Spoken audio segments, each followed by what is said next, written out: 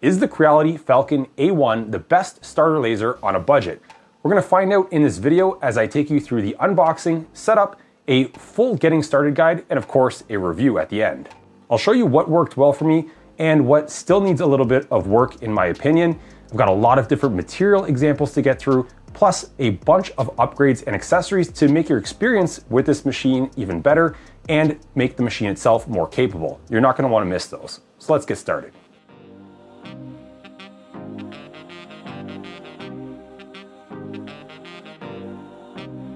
We'll begin with the unboxing, and everything for the Creality Falcon A1 comes in a single well-packaged box. The machine is entirely covered in this peel-ply film, so none of those beautiful acrylic panels will get scratched during the shipment. Around the front handle, you will have to use some sort of a sharp knife to cut away that film so that you can get it off in one piece. Under the top lid is where you'll find all of the accessories nested inside of the machine. One of the bags contains some cables, the air assist hose, as well as the lockout keys and a few other accessories. You'll also find the instruction manual, the power brick, power cord, as well as some hose for the exhaust. Below all that, you'll find the air assist module itself, and if you pull out that piece of foam, then you can start to unpack the actual machine and get to the very bottom where you'll find a sample pack of some Basswood, as well as the camera calibration card. With all of the foam now removed, you can do a quick once over of the machine just to make sure that nothing arrived damaged, none of the cables are accidentally unplugged, and at this point, the machine is pretty much ready to set up. There is no assembly required. Getting acquainted with the machine and getting it set up is just as easy as it was to get it unboxed. On the side of the machine, you'll have a start button, you've got your emergency stop, make sure that is pulled out and not engaged. And then towards the back right hand side of the machine, you have all of your connections. And the first one that we're going to connect is the power brick. We're going to be supplying the machine with power, and beside that, there is the power cable that goes into the air assist module. The air outlet of the air assist module has a small plug that we can remove.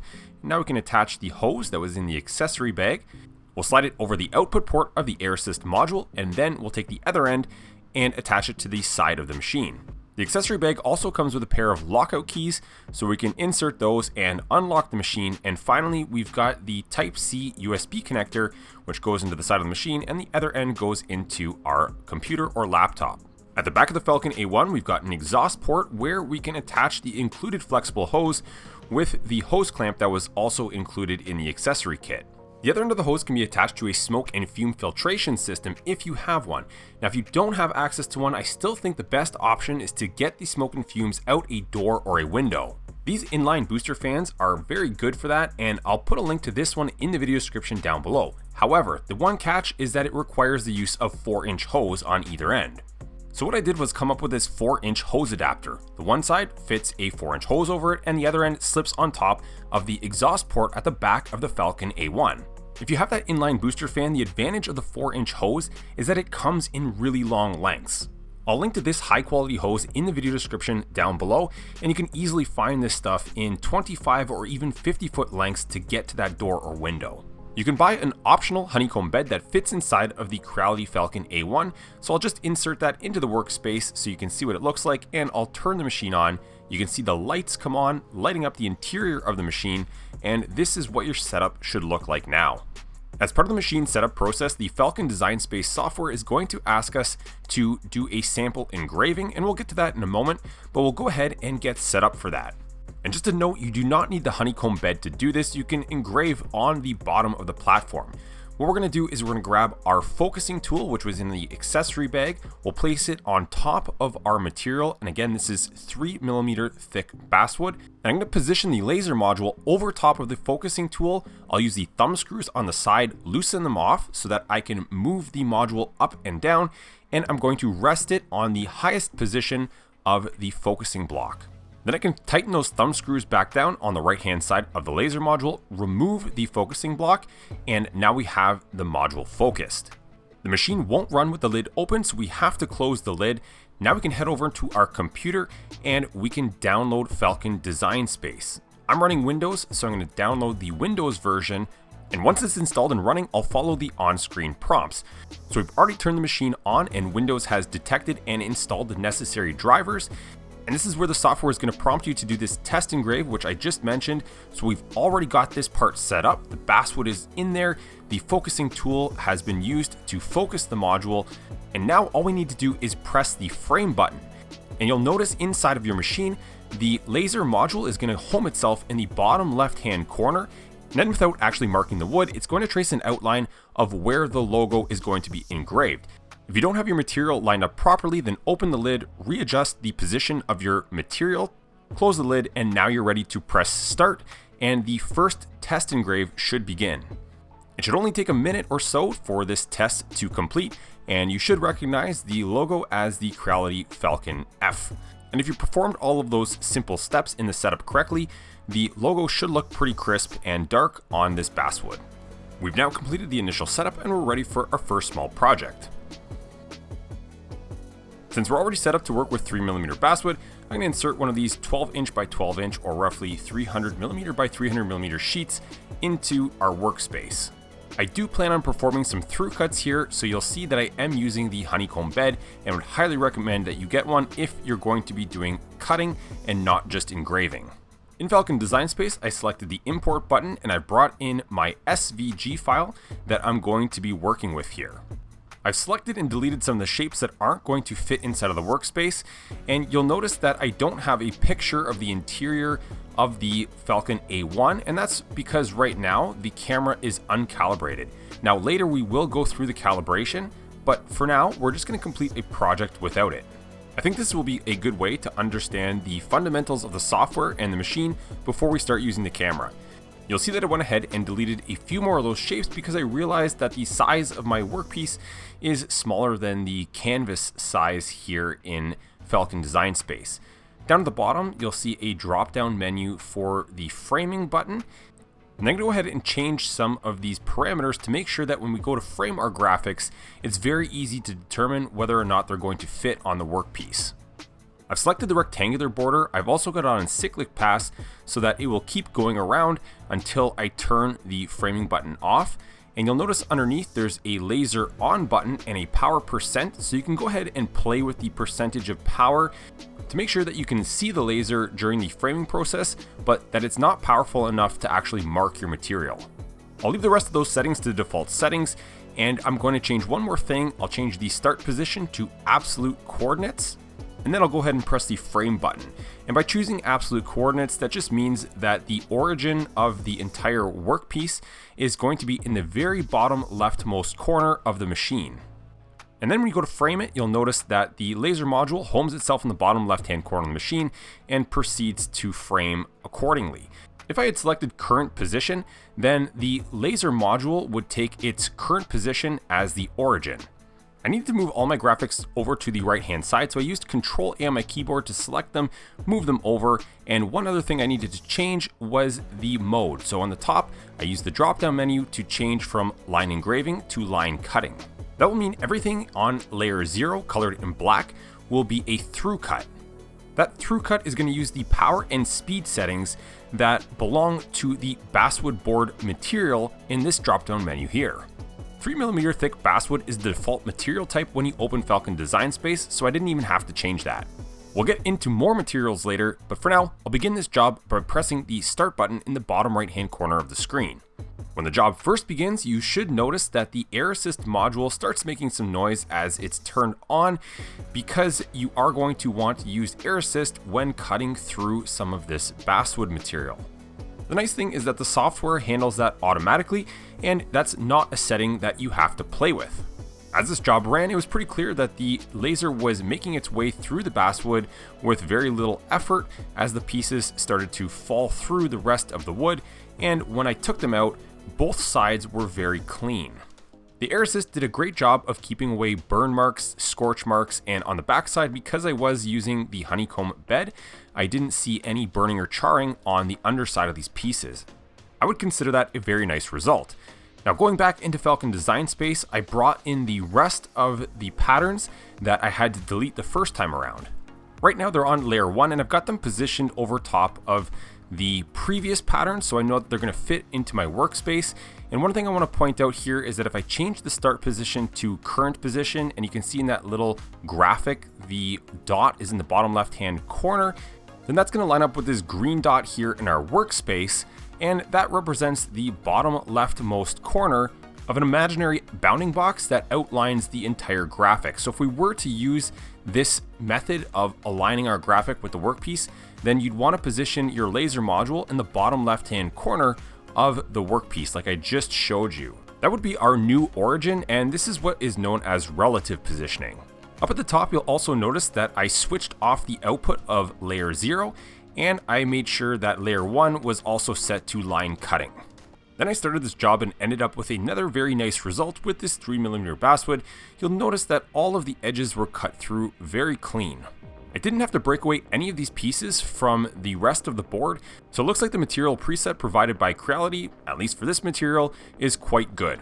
This mini project is a set of coasters, and when assembled with the coaster holder, it forms the shape of a sheep. To make the pieces a little more visually appealing and to provide a layer of protection, I'm going to apply some stain. It's a one-step stain in polyurethane, so hopefully hot mugs or cups do not mark the wood when I go to use these. I applied my base color and let that dry, and then I grabbed some black stain, and I decided to do the feet and the head just so it looks a little more like a real sheep, I guess. I was kind of just having fun with it and experimenting, but I do kind of like the way that it turned out.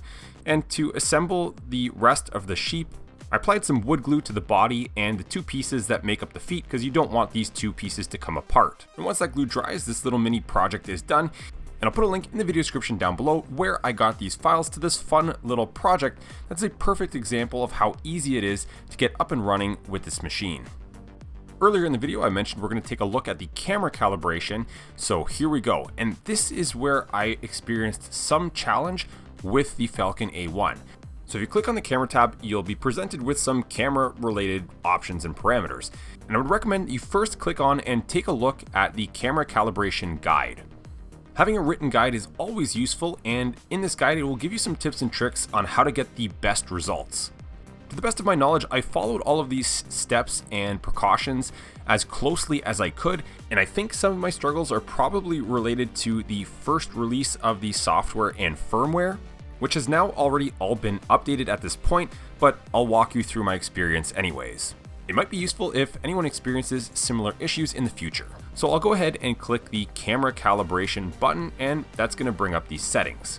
You'll be provided with a thickness range, and at the bottom you'll see that the base plate is set to standard plate or honeycomb plate. Now in my case, I'm using the honeycomb plate quite frequently. So I've selected that, and I'm going to add another thickness because I'm also using 3 to 5mm thick material quite frequently as well. According to the calibration guide that I read through, it said to put a piece of 3mm basswood on top of the honeycomb plate, and now I'm going to select that range and I'm going to click on calibrate. I've got the paper calibration card positioned right in the middle, and now I'm going to select the middle image and say get image. And this produces an error saying that the card cannot be recognized. And so I'm going to go ahead and continue to position and reposition this card over and over, and you can see that it's clearly not working for me. It will not recognize the card. Now keep in mind this was in the very first version of the firmware, as well as the first version of Falcon Design Space, so perhaps it's improved since then, but I basically got fed up and decided to remove the honeycomb plate, remove the basswood, put the card right on the bottom of the machine, and then when I press get image, you can see that it successfully recognizes the calibration card. But the problem now is that I'm calibrating for the wrong workpiece height, so I gotta go back, select standard plate, and I've clicked the add range button, but I'm actually just gonna be calibrating for the 0 to 2mm range because the card is sitting flat on the bottom of the plate. Now when I move this card around and I use the get images button, I have absolutely no issue with grabbing all of those images and the machine recognizing the calibration card. So it seems like it just didn't like the calibration card sitting on top of the basswood, and it couldn't recognize it. Once I've got all the images, we can now move on to the next step, and it's going to ask you to insert a piece of 3mm basswood. So I'm going to go ahead and do that. I'm going to focus the laser module on top of this piece. It's sitting flat on the bottom of the plate of the machine, and I've got it positioned right in the center of the work area, and I'm going to press the frame button. You'll want to make sure that the framing happens on top of that workpiece so that you can get the calibration graphic engraved on there without any of it missing. And once that's done, back in the software, you can now click on Get Image and you should see the result pop up. You may have to manually move the gantry to the back of the machine so that it's not in the way of the camera. Then you can position your cursor over the top of the center of each of those circles, double click on 1, double click on 2, 3, and then 4, and then you should be done. With the camera calibrated, now we can try using some of its cool features, and one of those is being able to scan these material QR codes from Creality Falcon materials. The idea is that when you place these QR codes under the camera, it should automatically recognize them and change all of your default material settings to match the material that the QR code belongs to. During my time with this machine, I couldn't get this feature to work while I had the first version of the A1 firmware as well as the first version of Falcon Design Space. I tried all sorts of things like using the photo button, recalibrating the camera. I even tried lifting the lid and placing the QR code in front of the camera with the lid up, with the lid down, all sorts of different things. Could not get this to work. However, after the first firmware and software update, this did start to work for me a lot more reliably. Now, in the cases where it occasionally didn't work, I could get it to work again just by closing Falcon Design Space and reopening it. Now when I place one of those QR code cards under the camera, I get this pop-up here and I don't have to press any buttons. It just automatically pops up and then I can select whether I want to apply those settings to the current layer or all of the layers. In the camera tab, another thing I want to touch on is the camera fine-tuning option.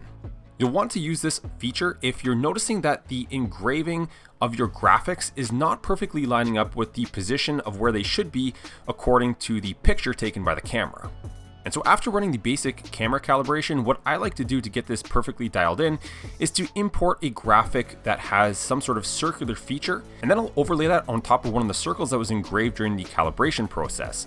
Then I'll engrave that graphic, and then without moving that graphic, I'll use the camera fine-tuning buttons to nudge the background image around in order to line up with the graphic. And when I'm happy with that alignment, I'm going to try and fine tune it even more. So I'll take that graphic and I'll shrink it down so the circle is exactly the same size as the circles from our original calibration. In the Falcon Design Space advanced settings, you can change things like the grid interval, but you can also change things like the shape movement increment. And this is the distance that your graphic moves when you press the arrows on your keyboard or a combination like Shift plus one of the arrows. So for example, I reduced my Shift plus arrow increment down to 0.5 millimeters. So now if I select my graphic, hold down Shift and use the arrow keys, I can nudge that graphic around 0.5 millimeters at a time. Now I can precisely place it over one of those circles that we already engraved in the calibration process, and I can use the framing button to get an idea of whether or not I'm right on the target. Then I can use the camera fine tuning to adjust at increments of 0.1 millimeters at a time until I'm happy with the position, and then I'll engrave this again. If I'm dead on center, then I know that I've got my camera offset correct. But if I find that it's still a little bit off, I can go back into the camera fine-tuning settings and make smaller adjustments and go through this iterative process until I'm dead on. And then once I'm pretty confident that I have the camera offset correct, I'll take that graphic and I'll drag it over to another circle that was again performed during the original calibration process, and I'll line it up as best as I can with that circle from the photo and then engrave on top of that.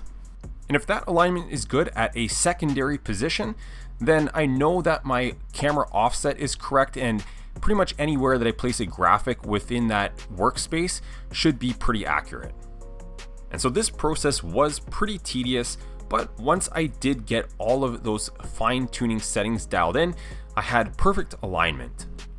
So if you have this machine and you're noticing that there is a difference between the placement of the graphic in the software and what you're seeing in reality, I would definitely recommend going through this process. It's well worth the time and effort, because if you are engraving a circular logo on a circular workpiece and they're not centered, it's pretty obvious. Now that I've got the camera calibrated and functioning, I'm going to run a very quick job for one of these brain teaser cube puzzles. In the background, you can see my material is another piece of 3mm basswood, and it was previously used for one of my many attempts at calibrating this machine, but we'll just engrave and cut right on top of that. It's not a big deal. Now in this SVG file, you'll notice that there are two layers.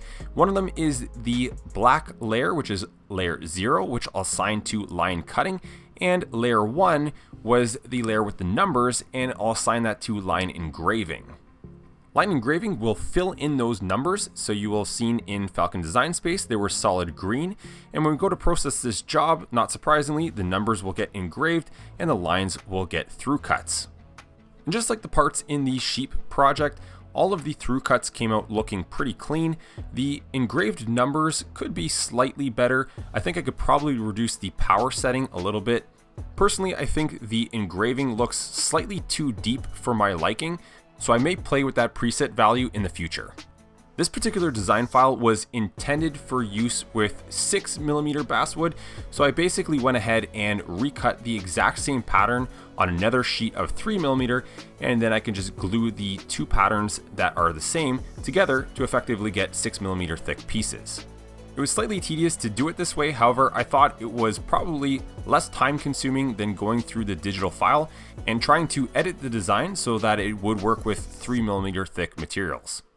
And as with the sheep coaster design, I'll also put this puzzle cube design in the video description down below so you guys can know where to find that if you're looking for something like this. All of the pieces assembled together without issue, and yes, if you're wondering, I did look at the solution. I don't have that much time on my hands. Creality sells packs of acrylic material for use with the Falcon A1, and of course those have their own QR code. So we'll go ahead and take the peel ply off of a sheet of acrylic, and we'll take the QR code and place it underneath the camera, and this time around we've got it working. It recognizes the orange acrylic, and I'm going to apply that to this project, and you can see I've already imported my design files, which are two pieces that will make up part of a game controller stand. So I've inserted the orange acrylic into the Falcon A1, and then I've gone ahead and taken the picture. I have my vector cut pattern centered over top of the material in the picture, so when I go to frame this job, it should all be contained within the workpiece. You may also notice in my work area, I have all of my cut lines on layer 1, so I can select layer 0 and then press the trash can button to delete that layer that's not being used. Then I'll just go ahead and start this job, and we'll see how well the presets work for orange acrylic. Now, one thing I didn't capture on camera that I just also want to point out is that I did focus the laser on this acrylic using the highest level of the focusing block. Cutting through acrylic with a 10-watt blue diode laser is pretty slow going work, and this job took upwards of an hour. It has to perform several passes to get through this material, and the edge quality was honestly a little rough. However, it did work, and I guess I could clean up those edges with some sandpaper. In the future, I may try to increase the speed and then just increase the number of passes, and that might make those edges a little less rough and melted. My game controller stand needs some more pieces cut out, so next we'll try out the purple acrylic that was included with the Falcon acrylic pack. I used the QR code to switch materials in Falcon Design Space, and this time I'm going to go ahead and apply it to all layers. Then I can grab the rest of my cut patterns and arrange them such that they'll fit on the 300 by 300 millimeter sheet of acrylic. I'll double check that this design fits using the frame button, and then once I'm happy with the positioning, I'll start this job and we're off to the races with purple acrylic. With the purple acrylic, I noticed that the presets for the speed and power were different than that from orange, so they had it going quite a bit faster at a slightly lower power setting, but they also had it at 4 passes instead of 3 like on the orange acrylic. And despite having 4 passes, this didn't seem enough to make it clean through the purple acrylic. Some areas were still very finely attached, and I was able to break those pieces free without damaging them. But in the future, I think it would be suitable to slow the speed down, at least for purple acrylic. That being said, the cut edges on the purple were quite a bit smoother than the orange, so I think my theory of increasing the speed slightly while just performing more passes will probably result in a better edge quality, at least for acrylic. The design of this game controller holder uses tab and slot construction, and despite those edges being a little rough, they still fit together perfectly fine. I used some glue to bond the pieces together, and you can see that this design also holds a set of headphones on top and 2 controllers. I only own 1 controller, so you'll have to use your imagination for the second. Up until this point, we've mainly been cutting and engraving through panels. Now, what happens if we want to engrave on objects that already have a specific shape, such as this metal business card? To get those repeatable results, it's best to use fixtures like this one that I've got on my website. It fits metal business cards as well as these wallets. Now, these were originally intended for a different machine, but there's absolutely no reason why we can't use them on the Creality Falcon A1, and I'm going to show you how. I'll put a link in the video description down below so you can more easily find them on my website. And I've got all sorts of options like these ones here that will help you align these keychains. And on each of the listings on my site, I've also got links to all of these workpieces so you can find the materials. These dog bone shaped collar tags are a great example of something that would sell really well in your laser engraving store. And my fixtures fit 3 different size tags. And I've also got these V-block fixtures so you can put round objects on top. And best of all, most of my fixtures are multi-purpose. So this V-block can also hold pencils and aluminum bottle openers. If you're doing other round coins and tags, I've got this fixture here for coins and tags between 20 and 40 millimeters. And if you're doing something larger like coasters that are round, I've got this one. And I've also got kits for golf balls, including golf pencils, golf tees, and even pocket knives and more. The fixtures will allow you to quickly and accurately reposition all of your materials so that you can batch produce things very quickly. And if you plan on using fixtures, one more tip that I have for you guys is to get these magnetic guides. I'll also link to these in the video description down below. And you can line these up with the white lines on the steel base plate of the Falcon A1. And they're magnetic, so they're going to stick down there. Now your fixture can be placed in the same spot every time, and even if you do another job and come back, you've got those white guidelines to put the fixture back in the same spot so all of your Falcon Design Space files can just be reused and you don't have to set things up again. We'll go through an example in a moment. Now we're going to try processing some anodized aluminum, and for this we're going to be using one of the fixtures that I just showed you, and this one was for the ridge style wallets, and it also holds these metal business cards. I'll place the black metal business card in the fixture, and I've got the fixture in the middle of the workspace. I'll use the focusing block to focus the laser module on the top of the metal business card at the highest position of that block. In Falcon Design Space, I'll take a picture of the work area, and then one other feature that you can play around with in there is the fade percent, and you can use that to fade out the background photo if you're finding it a little bit distracting. Then I'll import my graphic, and this one is a PNG file, so it's not a vector file. I'll do a little bit of work to resize it and place it over the metal business card, and then in the material presets, I went under metal and I found this one here for aluminum. And it sounded to me like it was going to be for anodized aluminum, but you'll see later on that it's not quite the right settings for the metal business card. Now, I mentioned this graphic is a PNG image and I want to convert it into a vector. So you can use the trace image button and then you can play around with these sliders here and zoom in on your graphic, and that red outline will be the representation of the vector graphic that you're going to create. You want those lines to be as smooth and crisp as possible. When you get the result that you want, you can actually delete the original image, and now you're just left with the vector outline. And if you select that outline and then you go over into the layers, so for example, this one's on layer 3 and I select fill engrave, that vector shape will now get filled in. Now I'm going to go ahead and process this job, and as I mentioned earlier, these settings aren't quite right for a metal business card. You can see as it's being processed, there's way too much heat being pumped into this thing. The most obvious sign was how warped that metal business card was looking as it was being processed, and when I pick it up you can see how warped and curled it is. When I take it out of the machine, you can see that the graphic did end up getting engraved on the metal business card, but in my opinion it looks pretty dull, and again you can see that the card is much too curled. So if we go back into Falcon Design Space, I'm looking for that metal business card, and you would think it would be under metal, but unfortunately it's under other materials. The default speed setting for a black metal business card is 5,000. I'm going to jack that up to 7,500 because I did test it at 5,000 and it was still pumping in too much heat into the metal business card. The new settings appeared to work better on this black metal business card. It was much less warped. However, I did think that the graphic could be brighter. If I were to process this one again, I would probably play around with a speed around 8,500, and I think that could result in a brighter graphic. But at least this time the card wasn't too warped.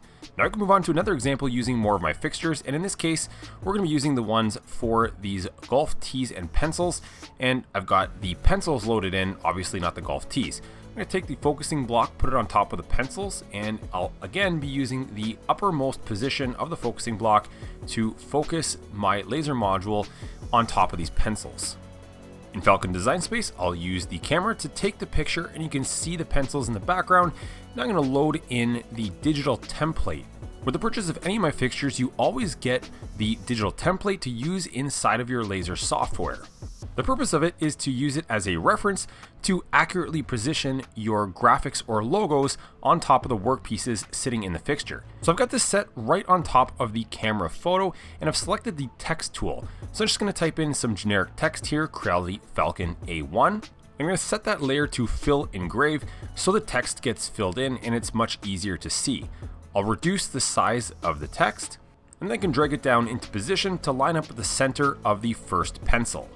These particular golf pencils are made of bare wood, and the best settings that I could find for them inside of Falcon Design Space is the bamboo wood setting. Then I'll select layer 0 and delete it because there's nothing on that layer. Then I'll go and select the text, and we're going to use the array tool to create a linear pattern of this text going straight down. I only need one column, so I'll leave that as is. And then I'll increase the rows to 2, and I'll try a row spacing of about 11 millimeters. And this gets me pretty close to the center of the next pencil, so I'll go ahead and increase my rows for a total of 7 rows for 7 pencils. And you can see by the last pencil, it's off just a little, so I'm going to increase the row spacing to 11.1 millimeters, and now all of that text is centered on top of each of the pencils. And this is just a much faster way of creating a pattern of graphics. And my graphics are aligned with the template, but is the template aligned with the photo in the background? Well, in order to see that better, you can also disable the output of the layer that the template sits on, and that will make the template transparent. And with the template transparent, it looks like things are lined up fairly well, so I'll go ahead and frame this job. And while this thing is framing, I'll be looking at the positioning both left and right, and that looks pretty good. Up and down, it looks like I can bump the graphics up just a touch. Back in Falcon Design Space, I'll select each of the pieces of text, and we're going to want to bump this up slightly so it aligns better with the pencils. Now, I probably should have also selected the template in retrospect because I want to move that up too. The text should line up with the center of the pencils on the template as well. But regardless, at least the position of the text should be correct, so now I can go and press the start button to start this job. Because of the careful preparation that we put into the alignment, it's no surprise that all of the text lined up perfectly with the pencils. It also looked like the material preset for bamboo works really nice with these bare pencils. We can easily and efficiently run an entire batch of custom pencils with the intelligent use of fixtures. Earlier, I mentioned using some magnetic guides on the base plate of the Falcon A1 because it's made of steel. I've got a link to these magnetic guides in the video description down below, and they come in packs of 4 or 5. And they just stick right down to the plate, and I'm going to be using the white lines on the base plate of the Falcon A1 to line up the straight edges of these guides so I can push my fixture into the corner, and now it will be in the same place every single time. So even if I go and run a different job, as long as I put those magnetic guides back on those white lines, this fixture will be in the same place, and I can run the same Falcon Design Space files over and over again without having to do the whole setup again. Now for this example, we're going to be using one of these round fake leather patches. It's got an adhesive backing on one side, and when you laser it, it turns silver. Inside of Falcon Design Space, I'm going to head into the material settings, and I'll head into the material tab, and you're not going to find the settings for this one under leather. You're going to find it under other. And I'm going to select this navy blue hat self-adhesive silver hat sticker. Quite the mouthful. Now the patch that I have is black and not navy blue, but you'll see that it'll work just the same. I'll use the camera to take a picture of my workspace, and then I'll go ahead and fade that photo out just a little bit so that it's less distracting. I'm going to import a round vector logo, and I'm using a round logo on a round patch because I want to see how well I can align it using the camera. If anything is off when you have a round logo on a round patch, it's just really easy to visually detect. Up at the top, you'll notice that I'm working on the standard plate, and right now I have my camera calibrated for the 0 to 2 millimeter range, and this patch is lifted up quite a bit higher than that. So I've biased the graphic up just a little bit to compensate for the perspective of the camera, but I'm going to use the framing tool to make sure that I've got it dead center. And the framing tool I've got selected to the round border, which works really well for a round logo. I made sure that it traced out perfectly centered on that patch, and now I'm pretty much ready to run this job.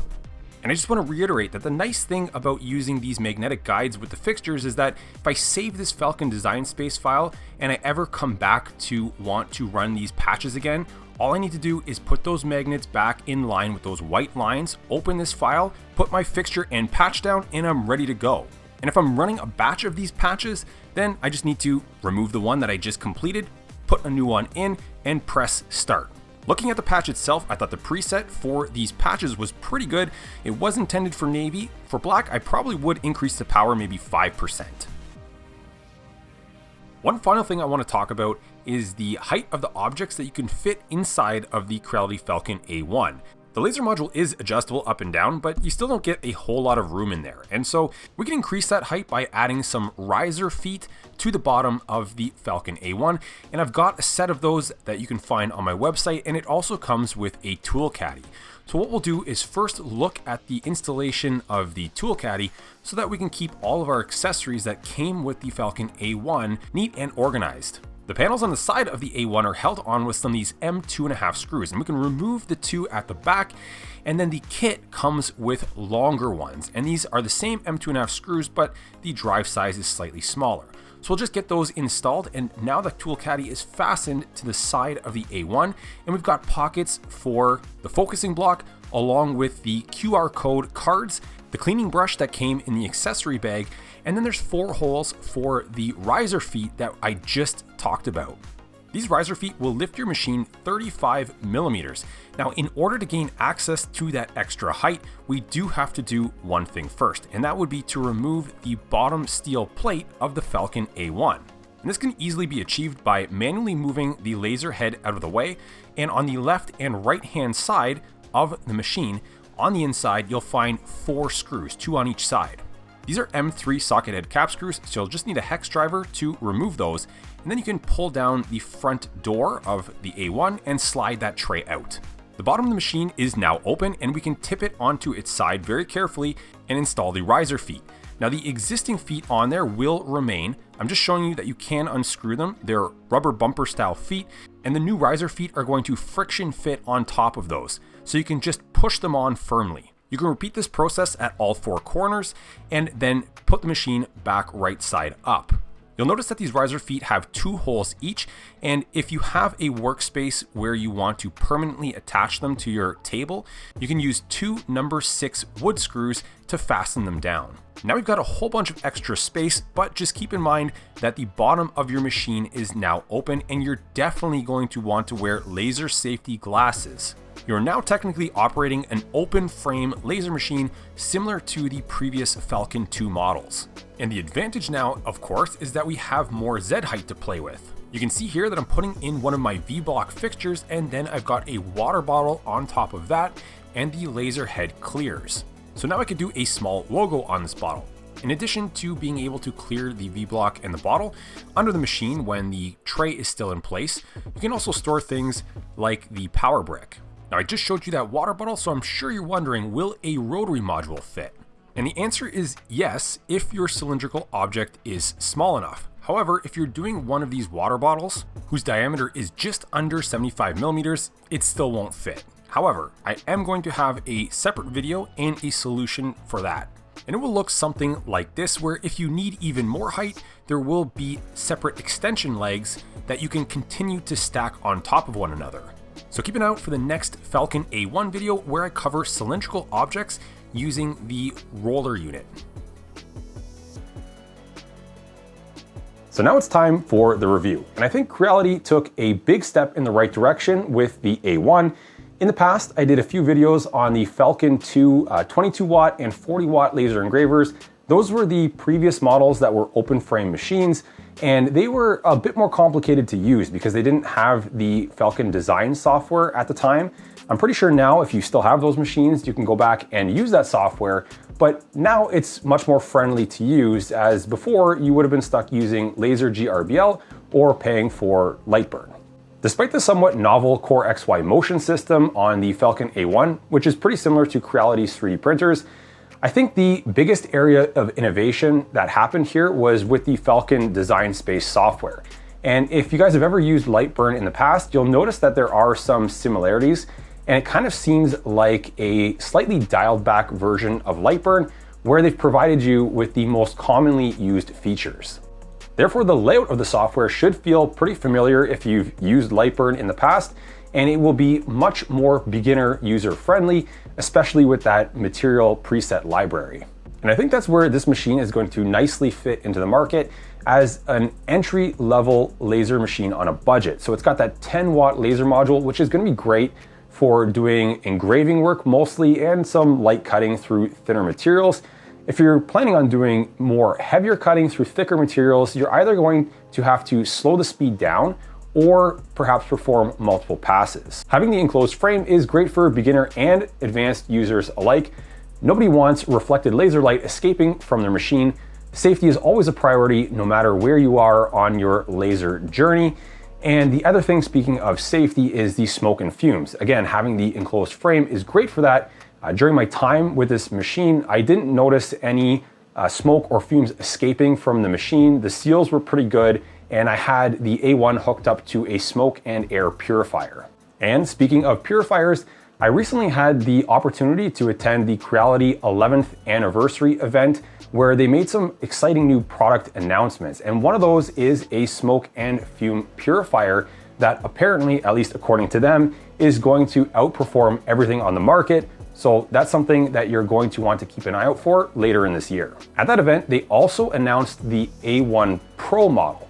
So this A1 base model I mentioned is great for beginners.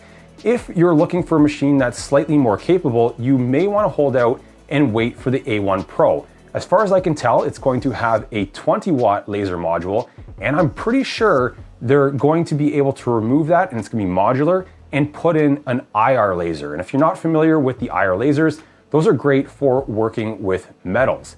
So again, the Pro model will come out later this year, and if the A1, based on this video, is not enough for you, you may want to wait for that Pro model. Now, in terms of my complaints or challenges with this machine, it mostly was centralized around the camera system, and more specifically, the calibration portion in the software.